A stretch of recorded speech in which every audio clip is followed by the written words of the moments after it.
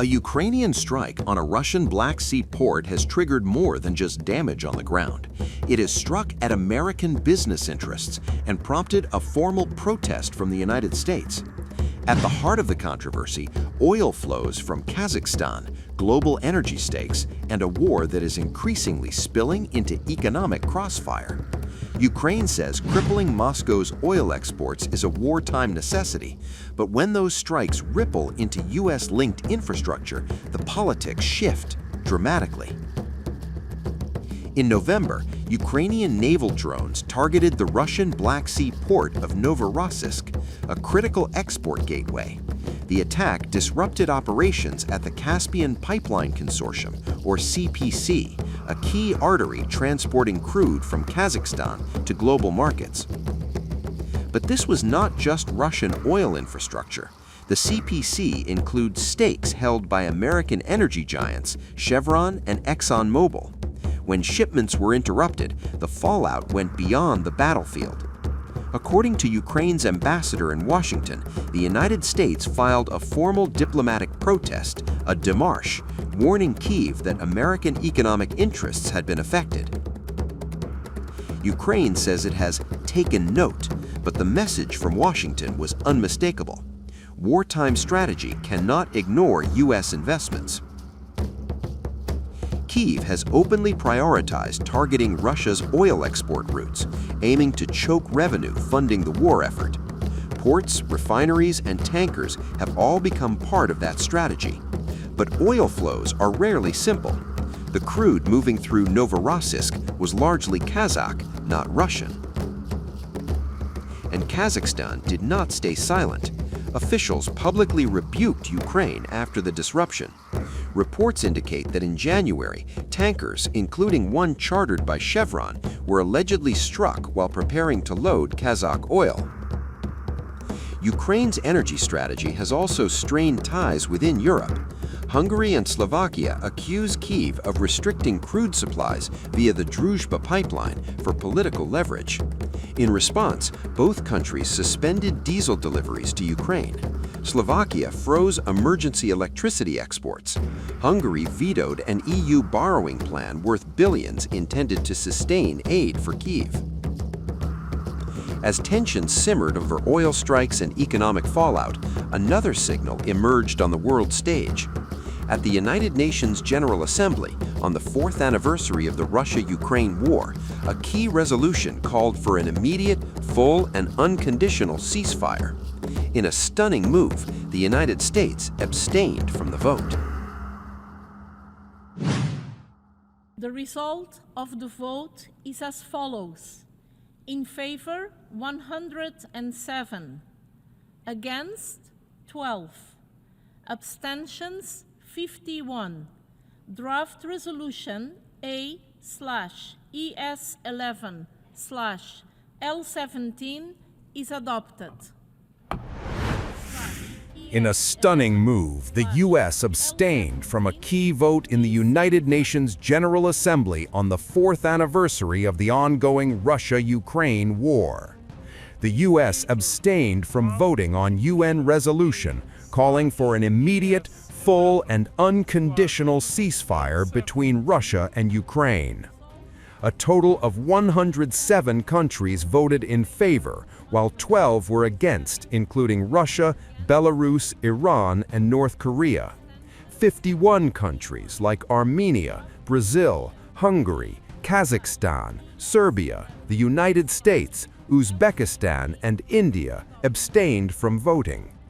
During Biden's years of presidency, Washington stood firmly by Kyiv, providing it with weapons and financial aid worth billions of dollars, and spearheaded a diplomatic blitz against Russia for its invasion of Ukraine.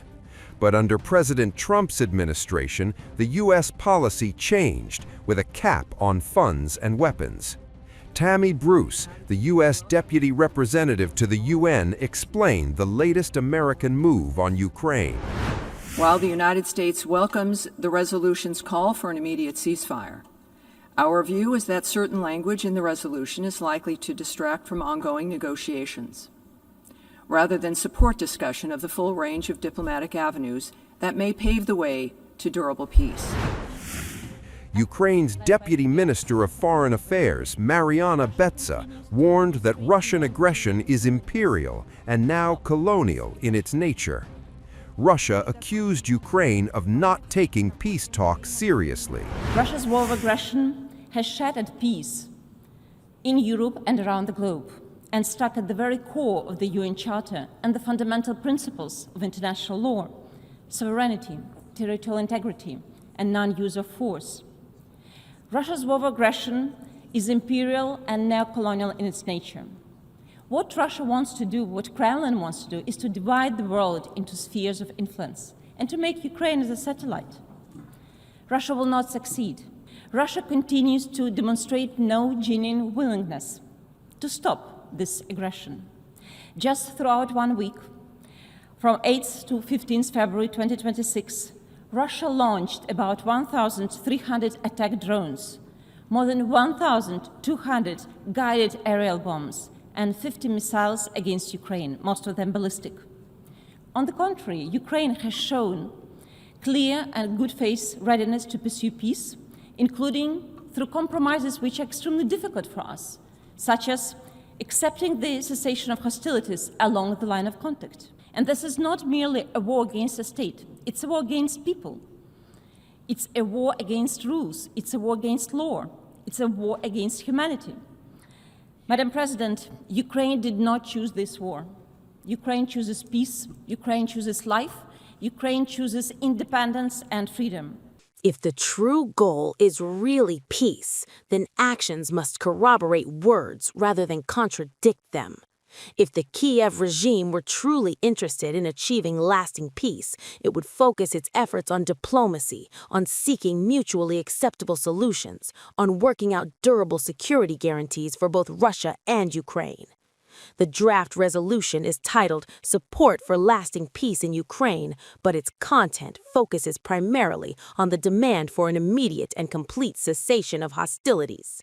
A ceasefire in itself can be an important element of a settlement, but it is not an end in itself. History knows many examples when a hasty truce that did not address the root causes of the conflict turned into just a pause before a new round of violence. It is clear that Kyiv, facing serious difficulties on the front line as well as dwindling support from its Western sponsors, is primarily interested in a pause so that it can regroup and rearm. Trump brought Russian leader Vladimir Putin back from the diplomatic cold. Due to Trump's pressure, both Kyiv and Moscow are engaged in peace talks aiming at ending the war. So far, both the nations have conducted 3 rounds of peace talks. On Feb 17-18, Ukrainian and Russian officials met in Geneva, Switzerland, following 2 earlier rounds in the UAE's capital Abu Dhabi earlier this month and in January. The next round of Russia-Ukraine negotiations could take place on Feb 26-27, the head of Ukraine's presidential office, Kyrylo Budanov, said. But nothing substantial came out in these peace talks other than a mere consensus on prisoners swap. Meanwhile, Trump, in his State of the Union address, said that he is working hard to end the 9th war Russia and Ukraine, a war which would never have happened if I had been president. Between Russia and Ukraine, where 25,000 soldiers are dying each and every month. Think of that, 25,000 soldiers are dying a month.